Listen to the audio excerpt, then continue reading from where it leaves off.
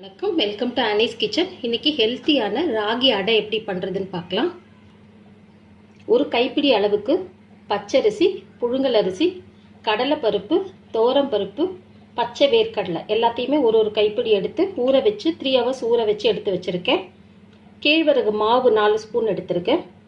பொடியாக கட் பண்ண ஆனியன், பொடியாக கட் பண்ண ஒரு சின்ன துண்டு இஞ்சி, தேங்காய், பச்சை மிளகாய், கொஞ்சம் சோம்பு, துருவின கேரட்டு, தேவையான அளவு உப்பு, கொஞ்சம் பெருங்காயம், 2 காஞ்ச மிளகாய், கொஞ்சம் கருவேப்பிலை, கொத்தமல்லி.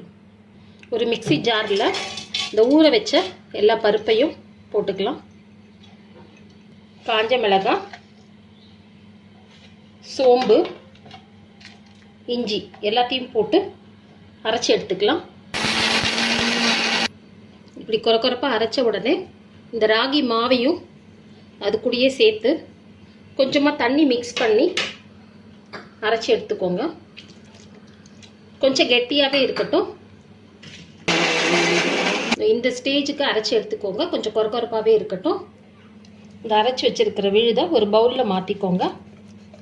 ஒரு 1/4 டம்ளர் தண்ணி மிக்ஸ் பண்ணி அந்த மிக்சியை நல்லா வாஷ் பண்ணி இதில் ஊற்றிடுங்க. அரைச்சி வச்சிருக்கிற விழுதில் கட் பண்ண ஆனியன்,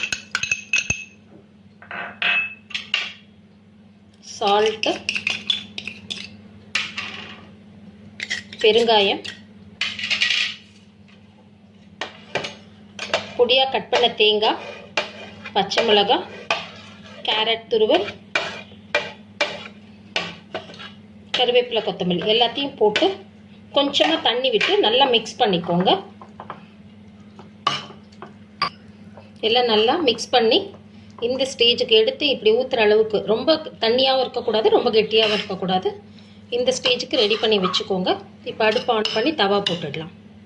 இப்போ தவா வச்சுட்டு அடுப்பு ஆன் பண்ணிக்கலாம். கொஞ்சம் ஆயில் ஊற்றிக்கோங்க.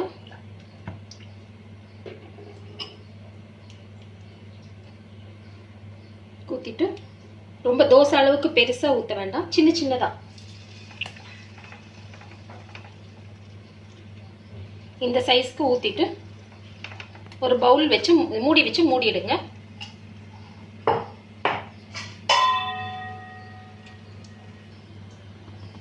ஒரு பக்கம் நல்லா வெந்த உடனே மெதுவாக அதை திருப்பி போட்டு சிம்மில் வச்சு திருப்பி இன்னொரு இந்த பக்கமும் நல்லா வேகிற அளவுக்கு திருப்பி மூடி போட்டு வச்சிடுங்க.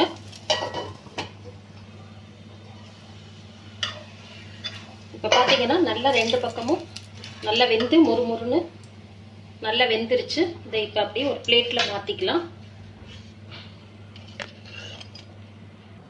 இப்போ ஹெல்த்தியான ராகி அடை தயாராகிடுச்சு.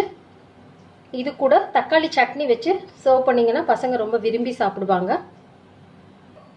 இந்த வீடியோ பிடிச்சிருந்ததுன்னா லைக் பண்ணுங்கள், ஷேர் பண்ணுங்கள், கமெண்ட் பண்ணுங்கள், சப்ஸ்கிரைப் பண்ணிவிட்டு பெல் பட்டனையும் மறக்காமல் அழுத்திடுங்க. தேங்க்யூ.